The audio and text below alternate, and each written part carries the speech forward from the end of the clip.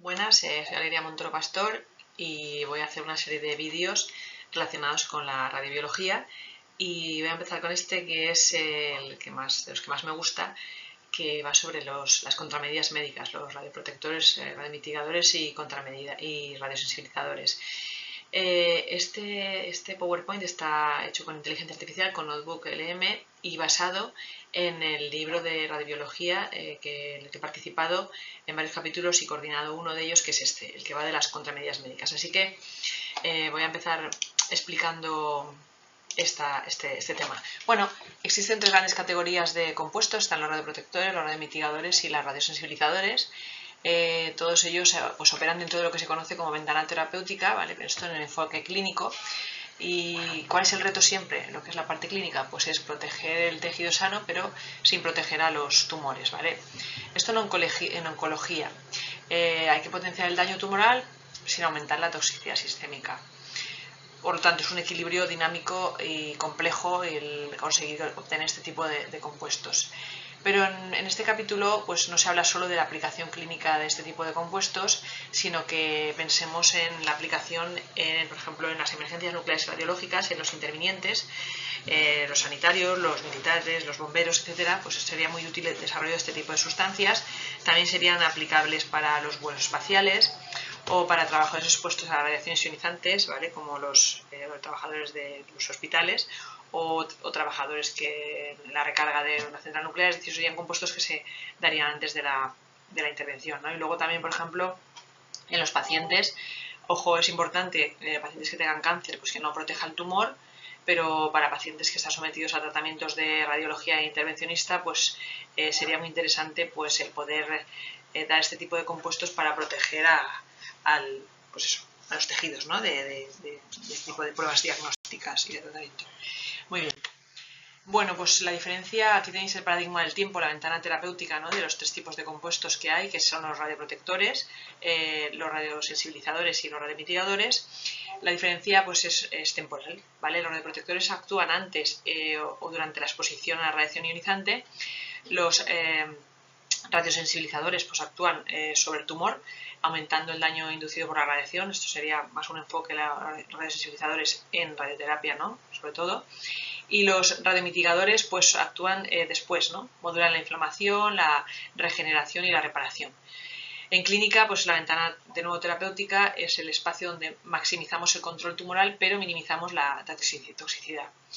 Y las contramedidas médicas son herramientas para expandir esta ventana, ¿no? En emergencias nucleares radiológicas, la ventana óptima es muy importante para administrar nuestros compuestos. Imaginemos en un accidente nuclear radiológico en el que le tenemos que administrar estas sustancias. Estamos pensando en quelantes, ¿no? De radionucleidos, pues tienen un tiempo a los que se tiene que administrar, una ventana terapéutica, que si no se administra en ese tiempo, pues no tendría sentido suministrarla, ¿no? A este tipo de personas, ¿no? A los intermitentes, ¿vale?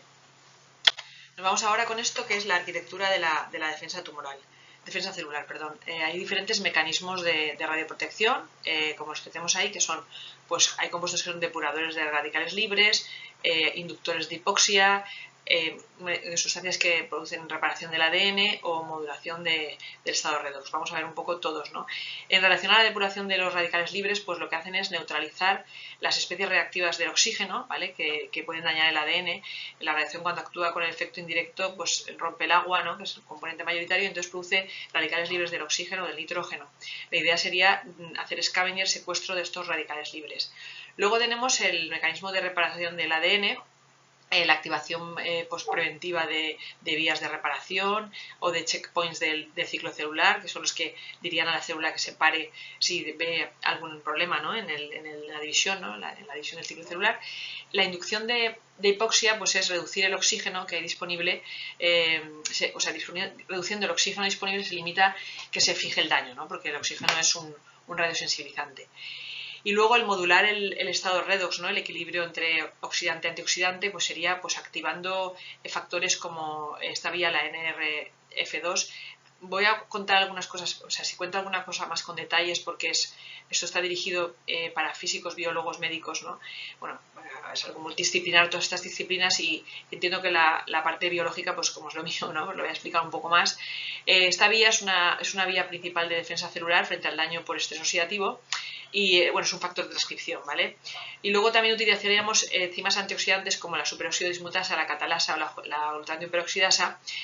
Activar esta vía pues es aumentar la capacidad interna del sistema celular para neutralizar estos radicales libres y aumentaríamos pues estas enzimas, que son enzimas que se conocen como depuradoras, antes de que este daño oxidativo se propague.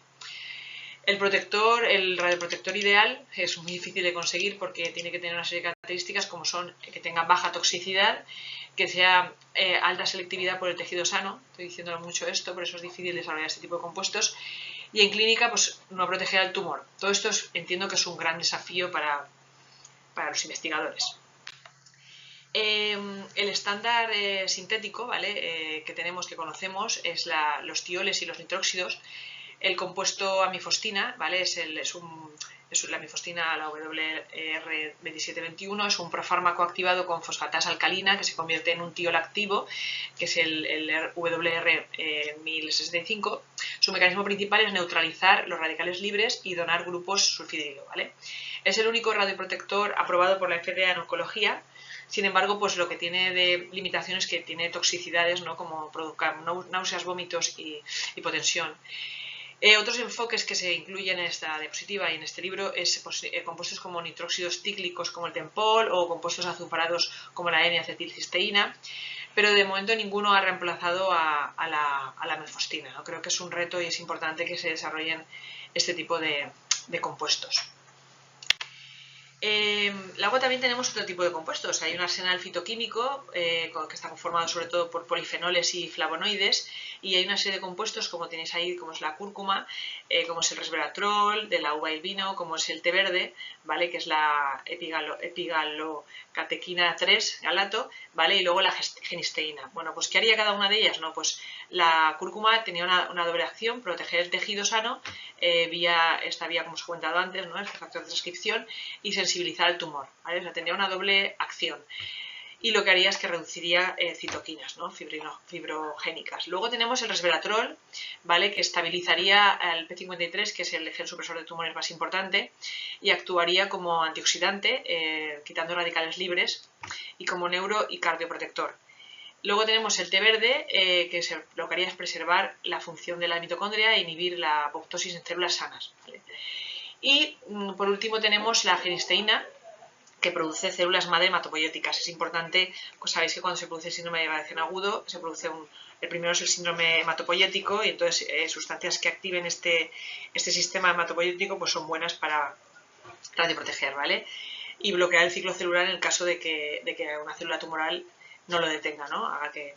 Ok, pues entonces lo más importante de esta parte y de este tipo de compuestos es que hay un desafío que es la baja biodisponibilidad de estos compuestos. Entonces ahí es importante que se hagan pues eso, investigaciones relacionadas con cristales, como nosotros que estamos desarrollando este tipo de compuestos, o con la empresa Circe, o por ejemplo también nanopartículas, por ejemplo, también se podrían desarrollar para que este tipo de compuestos sean más biodisponibles. Luego tenemos otro tipo de compuestos que son los cofactores esenciales, que son vitaminas y oligoelementos, ¿vale? Tenemos el selenio, el zinc y el manganeso, ¿vale? Que son vitaminas que son compuestos, ¿vale? Son cofactores. Luego tenemos vitaminas como la E, que protege las membranas lipídicas, o la vitamina D, que modula el NRF2 y la expresión génica. Pero lo más interesante de estas vitaminas, aparte de las vitaminas, es estos miméticos de la superóxido dismutasa, especialmente, como pone ahí, las porfirinas de manganeso. Son compuestos que son catalizadores redox sintéticos que aumentan la capacidad celular para manejar el estrés oxidativo que hemos comentado que produce la radiación, ¿no? Estos compuestos imitan la actividad de la superóxido dismutasa y esto hace que tenga una mayor estabilidad farmacológica. Y bueno, ¿qué es lo más importante aquí? Pues que algunos de ellos protegen el tejido normal, pero no protegen el tumor. Incluso pueden ser hasta radiosensibilizantes, ¿no? Hacer más daño al tumor en condiciones redox. Así que nada, este tipo de compuestos son los que nos interesa pues, utilizar para radioproteger. Y luego tenemos también otro tema importante que es la regulación sistémica, ¿no? Y la radioprotección hormonal. ¿De qué estamos hablando? Bueno, pues también existe regulación utilizando compuestos como la melatonina o la metformina o análogos de la somatostatina. La melatonina pues, es un regulador, lo que se conoce como depurador nocturno, ¿vale? Neutraliza las especies reactivas del oxígeno y del nitrógeno y es importante para evitar la fibrosis pulmonar y el daño cerebral. Luego tenemos la metformina, que también es un activador de la quinasa activada por AMP, que es un sensor energético celular y reduce la inflamación crónica, modula el metabolismo tumoral y puede radiosensibilizar células cancerígenas mientras que protege al tejido tumoral, al tejido normal, perdón. Luego tenemos otro tipo de compuestos que son análogos de la somatostatina, que es una hormona inhibidora universal. Es una hormona que actúa como freno fisiológico, reduce secreciones y actividad tisular para disminuir el estrés funcional, ¿vale? Reduce, por ejemplo, secreciones pancreáticas y protege el tejido intestinal. Vale, en relación a la radiomitigación, ¿vale? Que es lo que se administraría después de estar expuesto a la radiación, inmediatamente después, sería la brigada de reparación post-exposición, ¿no? La estrategia es prevenir que se produzca el síndrome de irradiación agudo actuando después del daño. Entonces tenemos que compuestos, o sea, lo que haríamos, cómo intervendría, ¿no? Sin tratamiento, la integridad tisular cae hasta un daño que puede ser irreversible.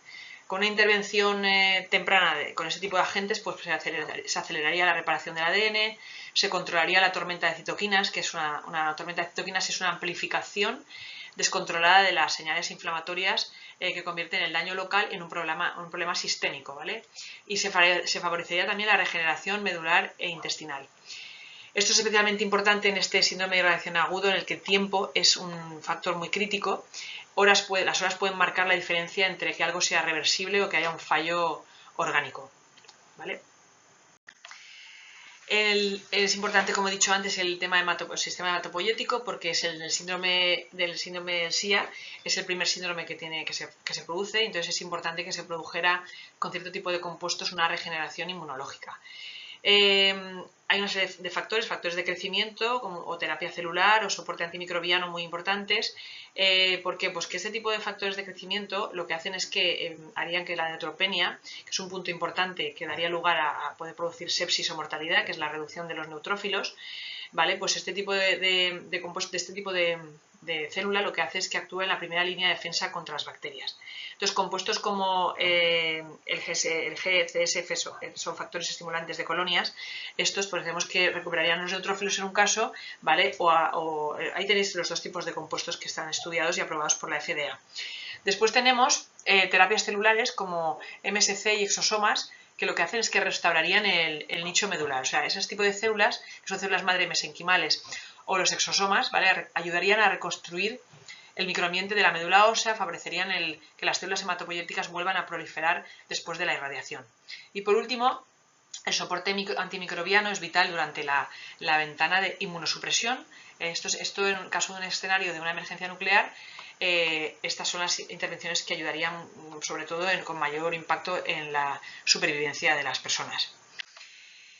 En relación al control de daños, ¿vale? El intestino, la inflamación y el eje intestinal. El intestino es un órgano de centinela en el síndrome de irradiación agudo porque es radiosensible, es más, el alfa beta es alto, es decir, que se comporta como un tejido de respuesta aguda.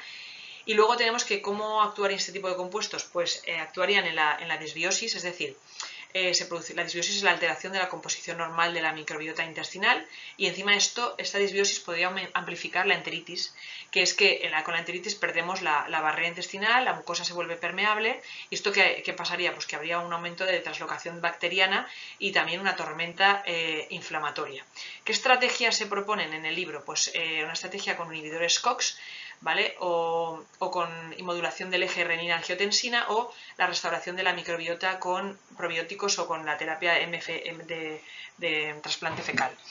Los COX, este tipo de enzimas, y los AINES, que son antiinflamatorios no esteroideos, lo que hacen es apagan la inflamación aguda. El IECA se utilizaría para prevenir el eje renina-angiotensina para prevenir la fibrosis crónica.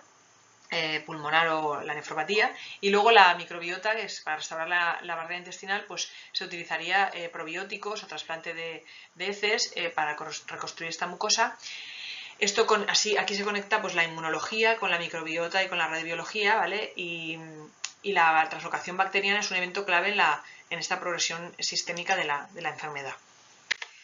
Después tenemos que los protocolos de emergencia, ¿vale? Hablamos luego en una parte del libro de lo que es la contaminación interna con radionúclidos, ¿vale? Y este tipo de contramedidas médicas. Cuando el problema no es solo la irradiación, sino que también hay una incorporación interna de radionúcleos, hay que hacer otro enfoque, cambia totalmente, y entonces hay que utilizar estrategias de decorporación. Aquí os muestro 3, pero hay muchas más, ¿vale? Hay un libro, hay una guía de la Organización Mundial de la Salud, publicada en la SPR, en la Sociedad Española, en la que he participado, y también la hemos traducido expertos de la Sociedad Española de Protección Radiológica, para saber qué tipo de contramedidas se utilizar en cada caso. Aquí tenéis el que todo el mundo conoce, que es el iodo de potasio, ¿vale? Que se produce un bloqueo metabólico porque satura la glándula tiroidea. Luego tenemos el DTPA o el azul de Prusia, que son quelantes de actínidos y cesio para facilitar la excreción de este tipo de compuestos. Y luego la hidratación y la diuresis para acelerar la eliminación de compuestos. Pero ojo, es muy importante saber la ventana terapéutica en la que aplicar estos compuestos, los efectos secundarios, la toxicidad, todo tipo de cosas que está muy bien desarrollado en esta guía que les he comentado. Luego venimos a de las últimas partes, que es la radiosensibilización, que es el ataque dirigido, y en este caso es más con un enfoque a lo que es la radioterapia, es aumentar el ratio de mejora sin afectar al tejido sano. Aumentar el daño tumoral sin incrementar la toxicidad normal, ¿cómo? Pues con inhibidores PARP, que ya los he nombrado antes, que son agentes que bloquean la reparación tumoral, y esto está implicado en la reparación de rotura. Este tipo de mecanismos son para reparación de roturas simples del ADN. Ataque a la hipoxia, ¿vale? Con nitroimidazoles o oxígeno hiperbárico, ¿vale? Se podría utilizar. Y luego nutracéuticos duales, como hemos dicho antes, compuestos que protegerían las células sanas y sensibilizarían a los tumores. Esto crea un concepto de ventana biológica diferencial, de utilizar diferentes tipos de sustancias como radiosensibilizantes. Hay una revolución física y una parte física, que sería el utilizar una nanotecnología de alto Z. ¿Por qué? Bueno, pues el utilizar alto Z, este tipo de partículas se acumulan selectivamente en los tumores a través de la vía EPR, ¿vale? Esta vía EPR es la que se conoce como permeabilidad y retención, que mejoraría la permeabilidad y la retención. Esto es un fenómeno de transporte y acumulación diferencial, ¿vale? ¿Y por qué se produce? Pues da debido a la arquitectura, una arquitectura vascular anómala, que es la que tienen las células tumorales, porque se produce una alteración en el drenaje y también en el tamaño de la partícula, el optimizar el tamaño de la partícula. Es lo que permite que la radiosensibilización nano sea biológicamente selectiva y no se modifique el perfil físico del haz, ¿vale? Esto a mí se me escapa un poco, me parece bastante complicado, ¿vale? Y luego también lo que vemos aquí es que el utilizar este tipo de nanotecnología ayudaría a una mayor probabilidad de interacción fotoeléctrica, también una emisión localizada de electrones secundarios, amplificaría localmente la dosis y no aumentaría la dosis global, ¿vale? Aumenta la densidad local de los eventos. Es un mecanismo triple, hay una parte física que queda clara, que es la emisión de electrones Auger secundarios, una parte química, que es con el aumento del ROS, del estrés, de los radicales libres de oxígeno, y una parte biológica, que es esta, que he contado antes, que es la acumulación tumoral por efecto de permeabilidad y retención mejoradas, ¿vale? Vale, y en esta diapositiva vemos las nuevas fronteras, que se basa en la parte del libro de la letalidad sintética y el metabolismo. Bueno, aquí tenemos tres partes, ¿no? Lo que serían los inhibidores de PARP, ¿vale? Y en BRCA mutados, que sería lo que se conoce como la letalidad sintética. Luego tendríamos la modulación de la autofagia, ¿vale? Que sería una espada de doble filo, que ahora lo explicaremos, porque hay una estrategia de inhibición, pero hay otra de sobreactivación de la muerte celular. Y luego tenemos el repursuing metabólico, ¿no? Que sería el uso de compuestos como la metformina o estatinas. Estamos pasando pues, de la radioterapia física a una radioterapia molecularmente integrada, ¿no? La radiación deposita energía física y estas estrategias no aumentan necesariamente la dosis absorbida, sino que aumentan la incapacidad biológica de manejar esa energía. ¿Esto qué quiere decir? Pues que no se cambia el haz, lo que sí que hace es que cambia y aumenta la resiliencia del sistema. Para entender esto, que es bastante complejo, ¿no? Estos inhibidores PAR lo que hace es que algunas células tumorales ya tienen averiado uno de estos sistemas de reparación del ADN, como sería el BRCA, el gen BRCA y si bloqueamos este segundo, ¿no? El que sería el PARP, ¿vale? Que es el que repara roturas simples, eliminamos esta redundancia, ¿no? La radiación produce un daño y la célula ya no puede repararlo, entonces se colapsa. Estamos pensando en las células tumorales, ¿eh? Es como apagar el último sistema de enfriamiento de un acelerador que ya tenía el primero roto, ¿no? Luego tenemos la autofagia, que en lo que estamos hablando de esta espada de doble filo, ¿qué significa? Pues el sistema interno de reciclaje y limpieza celular, ¿no? Tras la radiación pueden ayudar a la célula tumoral a sobrevivir eliminando el daño, o si se sobreactiva pues puede llevarla a la muerte celular. Es como un sistema de disipación, ¿no? Si se estabiliza, protege; si se descontrola, pues puede colapsar el sistema. Y lo que es el repulso en este metabólico, ¿no? Con este tipo de compuestos, esas estrategias reducen lo que es la reserva energética, ¿no? El ATP y la señalización proliferativa del tumor. La metformina baja la producción de ATP y aumenta el estrés energético, y las estatinas alteran rutas metabólicas clave. En conjunto es como reducir la potencia disponible antes de aplicar el pulso de radiación, ¿no? Es menos energía, menos capacidad de reparación y entonces es mayor vulnerabilidad. Luego tenemos la última diapositiva. Vale, ya para acabar tenemos las conclusiones de este capítulo, basado en este libro tan importante de radiobiología, hacia una radioterapia de precisión. Esta última va más enfocada a la radioterapia, en el que tenemos aquí que la radioterapia del futuro no será solo dosimétrica, ¿vale? Será biológicamente personalizada. Aquí la radiobiología es muy importante y que tiene que haber una protección tisular y un control tumoral. ¿Cómo? Pues con una combinación de la física de la radiación, la física del haz, la biología molecular, el metabolismo, la nanotecnología, ¿vale? Es un desafío. El desafío sigue siendo, como siempre, la toxicidad del limitante, ¿vale? Que limita la dosis, pero la manipulación del tiempo biológico y de la respuesta molecular puede expandir esta ventana terapéutica, ¿no? La próxima era será una radioterapia guiada por biología, así que hay que apoyar a los radiobiólogos. Bueno, pues muchísimas gracias.